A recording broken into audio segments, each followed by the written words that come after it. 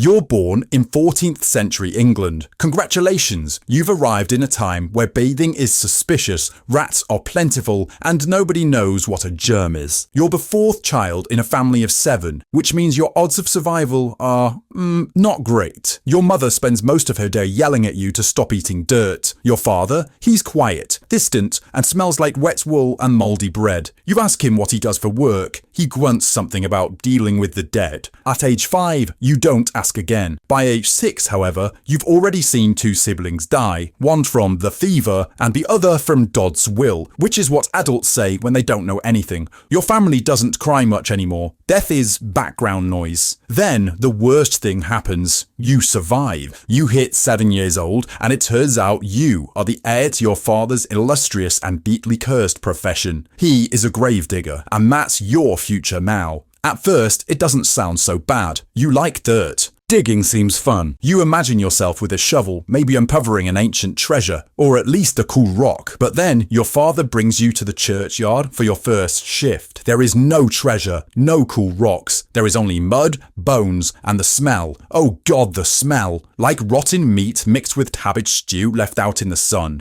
Your stomach rebels. You vomit. Your father laughs. You'll get used to it, he says. Spoiler, you don't. By age 9, you've developed a few charming skills. Digging 6-foot holes, identifying human remains by the teeth, and coughing up black phlegm after a long shift. Your hands are permanently blistered. Your clothes are always stained. Your friends? Oh, that's right, you don't have any. Because kids don't want to play tag with the gravedigger's son. Even the priests avoid you. Unclean, he mutters, tainted by death. You're not even allowed inside the church. One day, your father says it's time to graduate. You're thinking maybe a better shovel, maybe a cart. No, it's worse. You're going to start handling the bodies. He shows you how to wrap them, how to bind their jaws shut so they don't groan in the wind, how to close their eyes so the townsfolk don't get spooked. You're 10 years old, and you already know that rigor mortis sets in faster in the winter. But hey, at least things can't get worse, right? Wrong. The Black Death hits. Suddenly, your quiet, grim life becomes a nightmare. Bodies pile up faster than you can dig. People are dying in the streets. You stop counting the dead because numbers mean nothing now. The city stinks of rot and fear. Some believe it's God's wrath, the air, or even frogs. You're told to dig mass graves. Not one body, not 2.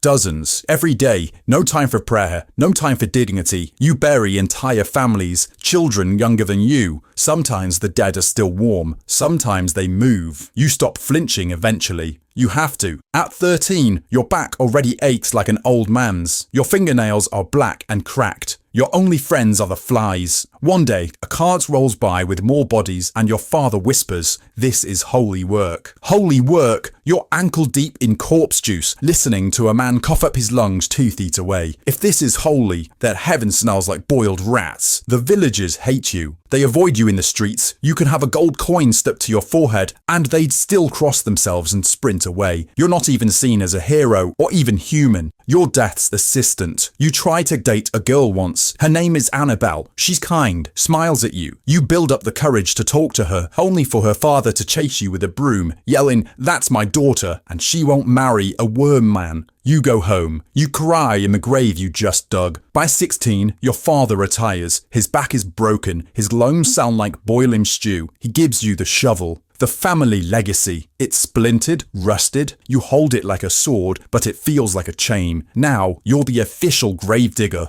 The priest still won't look you in the eye, but he pays you in stale bread and tuppence per corpse. It's honest work, except no one's honest about how badly they need you. When someone dies, their family pretends like you're invisible. You show up, you do the job, you get spat on, then you walk home in silence, haunted by the ghost of a baby that you buried this morning. Sometimes you hear the bodies whisper, sometimes you whisper back. But then, plot twist, you get married. Not because someone falls in love with you, but because death has claimed so many that women are desperate, and you have a job, stability, a house with 4 walls and a roof that only leaks on Wednesdays. She's not a romantic, she's a realist. And honestly, that's what you need. You bond over your mutual hatred of plague boils and the church's hypocrisy. It's almost sweet. Years pass, your children are born, you try to shield them from your work, but it never lasts. You bring your son to the yard once, just to show him the trade. He screams when he sees a corpse. You feel relieved. You might escape this life.